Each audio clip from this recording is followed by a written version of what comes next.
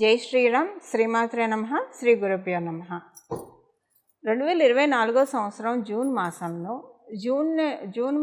15వ తారీఖు నుంచి జూన్ నెల 29వ తారీఖు వరకు కూడా గోచారంలో ఒక విశేషాంశం ద్వాదశ రాశుల వాళ్ళకి చోటు చేసుకుంటుంది. ఆ విశేషాంశం ఏంటంటే బుధాదిత్య యోగం. బుధాదిత్య యోగం ద్వాదశ రాశుల వాళ్ళకి యాక్టివ్ కాబోతూ ఉంది గోచార గ్రహస్థితుల రీత్యా. అసలు ఏంటి బుధాదిత్య యోగము, దీనివల్ల వచ్చే ఫలితాలు ఏంటి, ఇవన్నీ మనం చూద్దాము. బుధాదిత్య యోగం ఎప్పుడైనా సరే రవి బుధులు కలిసి ఒక రాశిలో ఉంటే కనుక దాన్ని బుధాదిత్య యోగం అంటాము. ఈ బుధాదిత్య యోగము 12 రాశుల్లో కూడా రవి బుధులు కలిసే అవకాశం కలుస్తారు. ఎందుకంటే రవి బుధులు ఇద్దరు కూడా పక్క రాశుల్లోనే ఉంటారు, లేదంటే చాలా టైమ్స్ వాళ్ళిద్దరు కలిసి ఒక రాశిలోనే సంచారం చేస్తూ ఉంటారు. అంత మాత్రాన అందరికీ బుధాదిత్య యోగం అప్లికేబిలిటీ ఉండదు. మీరు పుట్టినప్పుడు మీ జన్మ జాతకంలో కనుక రవి బుధులు ఇద్దరు మిథున రాశిలో ఉన్న, కన్యా రాశిలో ఉన్న, అలాగే సింహరాశిలో ఉన్న, మేషరాశిలో ఉన్నా కూడా బుధాదిత్య యోగం వర్తిస్తుంది. ఈ రాశుల్లో కనుక రవి బుధులు మీరు పుట్టినప్పుడు ఉంటే కనుక మీ జన్మ జాతకంలో మీకు బుధాదిత్య యోగం వర్తిస్తుంది. ఇప్పుడు అందరికీ అలా పుట్టాలని ఉండదు కదా. అప్పుడు గోచారంలో వచ్చినది డెఫినెట్గా మనం ఒడిసి పట్టుకోవడానికి అవకాశం ఉంటుంది. అలా ఒడిసి పట్టుకోవడానికి ఏం పరిహారం చేస్తే మీ జన్మ జాతకంలో లేకపోయినా మీరు యాక్టివేట్ చేసుకోవచ్చు. ఇప్పుడు గోచారాల్లో ఇస్తుంది కాబట్టి మీరు యాక్టివేట్ చేసినా చేసుకోకపోయినా ఫలితం మీకు ఉంటుంది. కాకపోతే ఫలితాన్ని మీరు 100% ఫలితాన్ని 80% తీసుకోగలుగుతారా, లేదంటే మీరు యాక్టివేట్ చేసుకోకపోయినా మీకు 40 to 50% వస్తుంది. సో తెలుసుకోవడం వల్ల మనం ఆ పరిహారం చేయడం వల్ల మ్యాక్సిమం దాన్ని మనం గ్రహించడానికి, ఆ యోగాను మనం కంప్లీట్గా అబ్జర్వ్ చేయడానికి అవకాశం ఉంటుంది. ఈ బుధాదిత్య యోగం ఇప్పుడు మనం ఈ రాశిలో ఉంటే బాగుంటుందని తెలుసుకున్నాం కదా. మీరు పుట్టినప్పుడు కనుక ఈ రాశిలో మీకు బుధాదిత్య యోగం ఉంటే ఇప్పుడు గోచారంలో వచ్చింది కాబట్టి ఇది నిజంగా ఇంకా చాలా ప్లస్ అవుతుంది. మీకు అందరికంటే కూడా ఎక్కువగా మీకు శుభ ఫలితాలు ఉంటాయి. అయితే ఇప్పుడు మనం కొంతమంది మనకి చెప్పే కంప్లైంట్, మనం తరచుగా వినే కంప్లైంట్ ఏంటంటే నాది యోగ జాతకం కాదు అని కొంతమంది బాధపడుతూ ఉంటారు, అనుకుంటూ ఉంటారు. వాళ్ళ జాతకాన్ని వాళ్ళు నిందించుకుంటూ ఉంటారు. అయితే యోగాలు అనేవి మనకి గోచరంలో గ్రహదేవతలు కలిగిస్తూ ఉంటారు. మనం పుట్టినప్పుడు గోచర గ్రహదేవతలు కావచ్చు, మన జన్మ గ్రహస్థితుల్లో యోగాలు ఉంటే అవన్నీ యాక్టివేట్ అవుతాయి. ఒక్కొక్కసారి మనకున్న యోగాలు నిద్రాణంగా కూడా ఉంటాయి, వాటిని యాక్టివేట్ చేసుకుంటేనే యాక్టివేట్ అవుతాయి. ఒక్కోసారి అవయోగాలు కూడా నిద్రాణంగా ఉంటాయి. అవయోగాలు నిద్రాణంగా ఉంటే మంచిదే, వాటిని యాక్టివేట్ చేసుకోకపోతే మనకంటే ఈ జన్మలో అవయోగం ఉన్నా కూడా పూర్తిగా అనుభవించకుండా మనల్ని తేలిగ్గా గట్టెక్కిస్తాడు పరమాత్ముడు. సో అవయోగం నిద్రాణంగా ఉంటే అక్కడ అర్థం ఏంటంటే ఇంకా భగవద్ ఉపాసన, భగవద్ ఆరాధన ఎక్కువగా చేసుకుంటే ఆ అవయోగం నుంచి తొందరగా మనల్ని అంటే వచ్చే జన్మలకి, ఉత్తర జన్మలకి వాటిని క్యారీ చేసుకోకుండా కాపాడబడతాం. ఒకసారి తెలియకుండా కూడా చాలామంది అవయోగాలను యాక్టివ్ చేసుకుంటూ ఉంటారు. అవయోగాలను ఎలా యాక్టివ్ చేసుకుంటారు అనే విషయం అసలు దీనికి సంబంధించి సపరేట్గా ఒక స్పెషల్ వీడియో మళ్ళీ మనం మాట్లాడుకుందాం. బట్ ఇప్పుడు దీనికి సంబంధించి మనం మాట్లాడుకుందాం. యోగం ఇనాక్టివ్లో ఉంటే కష్టం కదా. యోగం ఇనాక్టివ్లో ఉంటే యోగాన్ని యాక్టివేట్ చేసుకోవాలి. ఇప్పుడు గోచారంలో నాది యోగ జాతకం కాదు అని బాధపడేవాళ్ళు, వాళ్ళ కోసమే గోచారంలో గ్రహస్థితులు మనకి ఇలాంటి చక్కటి అవకాశాన్ని కల్పిస్తూ ఉంటాయి అన్నమాట. ఈ యోగం వచ్చింది, ఇది చేసుకుంటే కనుక మీకు అది ఇంకా మొత్తంగా మీరు తీసుకోవడానికి అవకాశం ఉంటుంది. లేకపోయినా కూడా ఉంటుంది, అవి పరిహారం చేసుకుంటే ఇంకా ఎక్కువగా గ్రాప్ చేసుకోవడానికి అవకాశం ఉంటుంది. ఇప్పుడు చూడండి, మనకి లాటరీ ఉంటుంది. ఇప్పుడు లాటరీలను చాలామంది వేస్తూ ఉంటారు. అప్పుడు ఒక్కొక్కసారి లక్కీ డిప్లో కొంతమందికి వస్తూ ఉంటుంది. అంటే వాళ్ళకి యోగం స్టార్ట్ అయ్యి యాక్టివేట్ అయితేనే అలాంటివి వస్తుంటాయి. అంటే ఇది ఓన్లీ దీనికనే చెప్పట్లా, ఉద్యోగంలో ప్రమోషన్ కావచ్చు, వాళ్ళు లక్కీ ఫెలో అని అనుకుంటారు. వ్యాపారస్తులను కావచ్చు, ఉద్యోగస్తులను కావచ్చు, ఎక్కువగా శ్రమ పడకుండా సంపాదించేస్తున్నారు. ఎక్కువగా శ్రమ పడకుండా సంపాదించే జాతకులు, గురుబలం ఉన్నవాళ్ళు, బుధాదిత్య యోగం ఉన్నవాళ్ళని నిస్సందేహంగా చెప్పచ్చు. ఉద్యోగ వ్యాపారంలో వాళ్ళు రాణిస్తున్నారు, ఎక్కువ శ్రమ పడకుండా అంటే డెఫినెట్గా వాళ్ళకి గురుబలం, రవి బుధ బలం అంటే బుధాదిత్య యోగం ఉంటేనే ఉంటుంది. దానికి ఏం పరిహారం చేసుకోవాలి? ఇప్పుడు మీ అందరికీ కూడా బుధాదిత్య యోగం యాక్టివేట్ అవ్వాలంటే ఇప్పుడు గోచారంలో ఉంది కాబట్టి అది యాక్టివేట్ అవ్వాలంటే ఇప్పుడు గోచారంలో మనకి వర్షం పడుతూనే ఉంటుంది. దాన్ని నిల్వ చేసుకునే వాళ్ళకి సంవత్సరం అంతా స్కేర్సిటీ లేకుండా చక్కగా వాటర్ సరిపోతుంది. నిల్వ చేసుకోలేని వాళ్ళకి అందరితో పాటు వర్షం పడుతుంది, కానీ నిల్వ చేసుకోలేరు కదా. సో అలానే ఇక్కడ సేమ్ అదే విషయం వర్తిస్తుంది.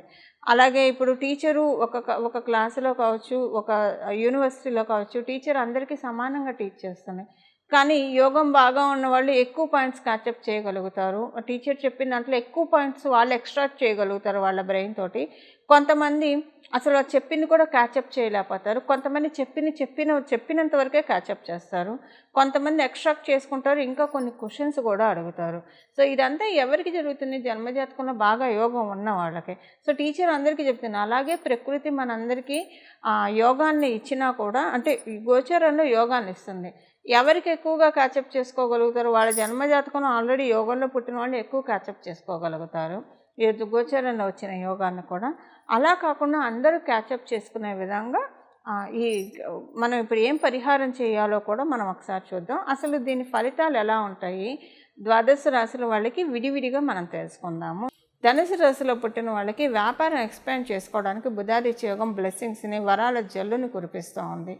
వ్యాపారం, మీరు ఫ్రీలాన్స్ వర్క్స్ చేస్తున్న, వ్యాపారం చేస్తున్న, ఏమైనా ప్రాజెక్ట్స్ చేపట్టి దానికి సంబంధించిన పనులు చేస్తూ ఉన్న వాటన్నిటికీ కూడా చక్కటి బ్లెస్సింగ్స్ మీకు బుధాదిత్య యోగం అందిస్తూ ఉంది. అయితే ఉద్యోగస్తులకి కూడా చాలా బాగా ఉంది. ఏకకాలంలో ఉద్యోగస్తులకి, వ్యాపారస్తులకి ఇద్దరికీ ఫైనాన్షియల్ సెక్యూరిటీని అందించడానికి బుధాదిత్య యోగం చోటు చేసుకుంటూ ఉంది గోచారంలో. ఈ రాబోయే 5 నెలల్లో మంచి అనుకూలతల్ని చూస్తారు any point of time. But ఇప్పుడు చూసే అనుకూలత, ఇప్పుడు మనకి ఏదైనా అనుకూలత వస్తే అది లాంగ్ లాస్ట్ అవ్వాలి. ఇప్పుడు కొంతమందికి వ్యాపారంలో సక్సెస్ వస్తుంది, బట్ సక్సెస్ వచ్చినా అది నిలబడదు, కొంతకాలమే ఉంటుంది. లేదా కొంతమందికి లాంగ్ లాస్ట్గా ఉండిపోతుంది. ఇంకా అది ఇప్పుడు అంటే కొంతమందికి ఒక 3 నెలలు, సంవత్సరం కూడా ఉండదు, తర్వాత మళ్ళీ వెనక్కి వెళ్ళిపోతున్నారు యోగం. వ్యాపారస్తులు కావచ్చు, ఉద్యోగస్తులు కావచ్చు. బట్ కొంతమందికి ఏంటంటే అలాగా 3 years 5 years ఇంకా లైఫ్ లాంగ్ ఉండిపోతుంది. అదేంటంటే వాళ్ళకి కరెక్ట్ ఆ టైంలో ప్రారంభిస్తారు. సో అలా ఇప్పుడు ఏంటంటే మీరు చేస్తున్న, అంటే కొత్తగా ప్రారంభించడానికైతే మీ జన్మజాతకం సహకారంగా ఉంటేనే ప్రారంభించాలి వ్యాపారము. కానీ ఆల్రెడీ ప్రారంభించిన వాళ్ళకి, ఉద్యోగస్తులకి ఇప్పుడు డెస్టినీ మిమ్మల్ని కనీసం ఇక్కడి నుంచి కొన్ని సంవత్సరాలు మీకు వచ్చే యోగం సెక్యూర్ చేసే విధంగా, కొన్ని సంవత్సరాలన్నా ఆ యోగాన్ని తీసుకునే విధంగా మిమ్మల్ని దీవిస్తూ ఉంది. కమ్యూనికేషన్ రిలేటెడ్ వాటిలో చాలా బాగా ఉంటుంది. జనరల్గానే ధనుసు రాశి వాళ్ళు ప్లెయిన్ హార్ట్, ప్యూర్ హార్ట్ ఉంటారు. చాలా సాత్వికతని వాళ్ళ మదిలో, వాళ్ళ మస్తిష్కంలో నింపుకొని ఉంటారు. ఎవరి గురించి అయినా చెడు చెప్తుంటే వినడానికి ఇష్టపడరు. చెడు చెప్తున్న వాళ్ళని కరెక్ట్ చేయడానికి ప్రయత్నించే చక్కటి జాతకులు నిస్సందేహంగా ధనుసు రాశిలో పుట్టిన వాళ్ళు. మీ చక్కటి ఆలోచనే మీకు శ్రీరామ రక్ష, అదే మిమ్మల్ని కాపాడుతుంది. గోచరంలో బుధాదిత్య యోగం మీకు చక్కటి బ్లెస్సింగ్స్ అందజేస్తూ ఉంది. ఇప్పుడు చేయాల్సిన పరిహారం కూడా ఒకసారి చూద్దాం. బుధాదిత్య యోగం మీరు యాక్టివేట్ చేసుకుంటే గోచరంలో ఉన్నది ఎలా మీకు ఫలితాన్ని ఇస్తుంది. ఇప్పుడు మనకి జరగబోయే ఈ బుధాదిత్య యోగము జూన్ నెల 15వ తారీఖు నుంచి 29వ తారీఖు వరకు బుధాదిత్య యోగం ద్వాదశ రాశుల వాళ్ళందరికీ ఉంది. ఈ ఉన్న బుధాదిత్య యోగము ఈ ఫలితాలు ఈ రాబోయే 5-6 నెలల్లోపు మీరు తీసుకోవడానికి, గ్రాప్ చేసుకోవడానికి చాలా చక్కగా ఉంటుంది. ఇప్పుడు మనం పరిహారం చూద్దాం. పరిహారము ఎప్పుడైనా రవి బుధులు ఇప్పుడు మిథున రాశిలో కలుస్తూ ఉన్నారు కాబట్టి చక్కగా శ్రీరామచంద్రమూర్తిని ఆరాధించడం చాలా చక్కటి పరిహారము. రవి బుధులు ఎప్పుడైనా సరే రవి బుధులు బుధాదిత్య యోగాన్ని ఎవరికైతే ప్రసాదిస్తూ ఉన్నారో వాళ్ళు ఎవరైనా సరే శ్రీరామచంద్రమూర్తి ఆరాధన చేయడం ప్రారంభిస్తారో, వాళ్ళు ఎవరైతే మాటకు ముందు జై శ్రీరామ్, మాట తర్వాత జై శ్రీరామ్, పడుకున్నప్పుడు జై శ్రీరామ్, లేస్తూ జై శ్రీరామ్, తినే ముందు జై శ్రీరామ్, తిన్న తర్వాత జై శ్రీరామ్, ఎవరితోన్నా మాట్లాడాలన్నా ఖాళీగా ఉన్నప్పుడు కూడా జై శ్రీరామ్ అనుకోవడం, శ్రీరామచంద్రమూర్తి ఆరాధన చేస్తూ ఉంటే నెమ్మదిగా వాళ్ళ జాతకంలో ఉన్న అవయోగాలన్నీ కూడా అంతం చేసేస్తాడు. అంటే తొక్కి పట్టి ఆ పరమాత్ముడు మన జాతకంలో ఉన్న అవయోగాలన్నింటినీ కూడా మన కాళ్ళ కింద చెప్పు కింద తేలులాగా మనకి వాటిని చేసేసి వాటిని తొక్కుకుంటూ మనం పైకి వెళ్ళే విధంగా భగవంతుడు మనల్ని కటాక్షిస్తాడు. బుధాదిత్య యోగం అసలు మీకు గోచారంలో కాకపోయినా విడిగా కూడా మీ జన్మజాతకంలో ఉన్నా లేకపోయినా యాక్టివేట్ చేసుకోవడానికి ఈ రెమెడీ ఎప్పుడు పనిచేస్తుంది. అంటే ఇండైరెక్ట్గా యాక్టివేట్ చేసుకోవడానికి ఈ రెమెడీ ఎప్పుడు పనిచేస్తుంది. ఇప్పుడు గోచారంలో ఉంది కాబట్టి తప్పకుండా ఈ నెల రోజులు ఇంకా గట్టిగా మాట్లాడితే ఈ 5 నెలలు ఎవరైతే శ్రీరామచంద్రమూర్తి ఆరాధన చేస్తారో, మీ ఇంటి దగ్గర శ్రీరామచంద్రమూర్తి ఆలయం ఉంటే ఆలయానికి వెళ్ళి ఎవరైతే ప్రదక్షిణం చేసి వస్తారో అక్కడ ఉన్న ఋత్వికులకి కొంత సంభావన ఇచ్చేసి దక్షిణ ఇచ్చేసి వస్తారు. ఆలయం లేకపోయినా సరే, అంటే రామాలయం లేని ఊరు ఉండదు, ప్రాంతము ఉండదు కాబట్టి ఒకవేళ ఏ పరిస్థితుల్లో అయినా ఉన్నా లేకపోయినా కూడా ఆలయ దర్శనం చేసుకుంటూ దాంతోపాటు శ్రీరామ రక్ష స్తోత్రాన్ని ప్రతిరోజు ఉదయాన్నే చదవండి. ప్రతిరోజు ఉదయాన్నే శ్రీరామ రక్ష స్తోత్రం చదువుతూ దానితో పాటు హనుమాన్ చాలీసా 3 సార్లు చదవాలి. 3 సార్లు హనుమాన్ చాలీసా చదవడం వల్ల శ్రీరామచంద్రమూర్తిని ఎప్పుడైనా హనుమంతుడితోటి కూడి ఆరాధించడం వల్ల ఏమవుతుందంటే, ఎప్పుడైనా సరే శ్రీరామచంద్రమూర్తిని ఆరాధిస్తూ ఉండడం వల్ల తెలియకుండానే కొన్ని చుట్టూ పరిస్థితులు ఏమన్నా ఇబ్బందికరంగా అవుతూ ఉన్నాయేమో అన్నట్లు కలిమాయ మనల్ని ప్రలోభపెడుతూ ఉంటుంది. అందుకే చాలామంది శ్రీరామచంద్రమూర్తిని ఆరాధించడానికి కొంతమంది భయపడతారు. అది అస్సలు చాలా అపోహ. శ్రీరామచంద్రమూర్తి మోక్షాన్ని, కైవల్యాన్ని ప్రసాదించే పరమాత్ముడు. ఆయన్ని పట్టుకొని సర్వస్వ శరణాగతి చేస్తే మన జీవితంలో సాధించలేనిదంటూ ఏముండదు. కాకపోతే ఈ కలిమాయ వల్ల, ఈ లౌకిక మాయ వల్ల భయపడుతూ ఉంటారు చాలామంది. అసలు చదువుకోగానే ప్రారంభించగానే ఏవో ఒక అవరోధాలు, ఇంట్లో ఏవో ఒక ప్రతికూలతలు చూసి అమ్మో ఈ పూజ వల్ల ఇలా అయిందేమో అన్న భ్రమలోకి, అపోహలోకి వెళ్ళిపోతారు. వాళ్ళు వెళ్ళేది ఆ భ్రమ అపోహలోకి కాదు, వాళ్ళకి తెలియకుండానే వాళ్ళు ఊబిలోకి కూరుకుపోతారు. ఊబిలోకి కూరుకుపోయిన వాళ్ళని పరమాత్ముడు కూడా కాపాడలేడని మనకు తెలుసు కదా. అలాంటి పరిస్థితుల్లోకి కలిపురుషుడు, కలిమాయ లాగేస్తుంది అనమాట. అందువల్ల అలాంటి ప్రలాభాలకు అస్సలు లోన్ అవ్వకండి. శ్రీరామచంద్రమూర్తి పలికే దైవం. అందుకే అలాంటి వాటికి మీరు లోన్ అవ్వకుండా ఉండడానికి ప్రొటెక్టింగ్గా శ్రీరామ రక్ష స్తోత్రం చదువుతూ వెంటనే హనుమాన్ చాలీసా 3 సార్లు చదవడం వల్ల ఇలా కలిమాయ ప్రలోభ పెట్టకుండా తోకతో ఆయన జాడించి కొడతాడు. మనకు వచ్చే ప్రతికూల పరిస్థితులన్నీ జాడించి కొట్టి మనల్ని చక్కగా మనం దేనికోసమైతే ఈ పరిహారం చేస్తున్నామో దాన్ని మనకి అందించడానికి, దాన్ని మనం చక్కగా ప్రొటెక్టివ్ వేలో మనకు వస్తుంది అని చెప్పడంలో ఏమాత్రం సందేహం లేదు. ఈ పరిహారం చేసుకోండి. మీరంతా కూడా ఈ పరిహారం చేసుకొని శ్రీరామచంద్రమూర్తి ఆశీస్సులతో పాటు ఎప్పుడైనా శ్రీరామచంద్రమూర్తిని హనుమంతుడితోటి సహితంగా పూజిస్తే కనుక మనకి చాలా బాగుంటుంది. చాలా ప్రొటెక్టివ్గా, సెక్యూర్డ్గా, చాలా కరేజ్గా మన పనులన్నీ మనం చేసుకుంటాం. చాలా చక్కని డ్రైవ్ తోటి మనం వెళ్తాము.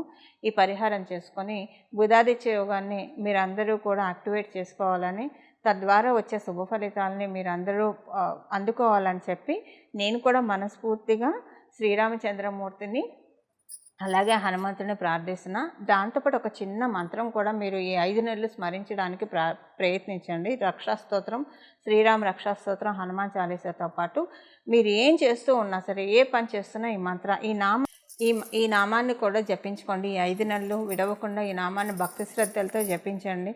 మీరు పొద్దున్న లేచిన దగ్గర నుంచి రాత్రి పడుకునే వరకు కూడా, మొదలుకొని రాత్రి పడుకునే వరకు మీరు ఏ అవస్థలో ఉన్నా సరే, అంటే ఎటువంటి కండిషన్లో ఉన్నా సరే, మీరు మనసులో అయితే ఈ నామాన్ని జపించుకోవచ్చు.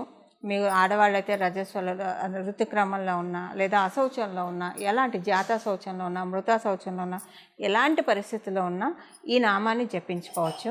ఎందుకంటే ఒకవేళ మీరు ఋతుక్రమంలో ఉండి, లేదా అశౌచంలో ఉన్న, జాత శౌచం, మృత శౌచంలో ఉంటే రక్షాస్తోత్రాన్ని, హనుమాన్ చాలీసాని చదవచ్చా చదవకూడదు అని అది చదవచ్చు, అంటే చదవకూడదు యాక్చువల్గా.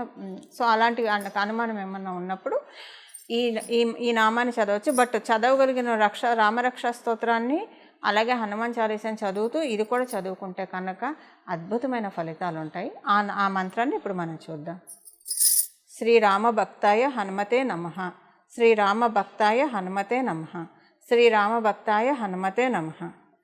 ఈ నామాన్ని చక్కగా ఒడిసి పట్టుకొని చాలా చక్కటి అనుకూల ఫలితాలని మీరందరూ మీరందరూ అందుకోవాలని చెప్పి నేను కూడా మనస్ఫూర్తిగా శ్రీరామచంద్రమూర్తిని మరియు హనుమంతుడి చరణాలని ప్రార్థిస్తూ మంగళం. నమో భగవతే వాసుదేవాయ.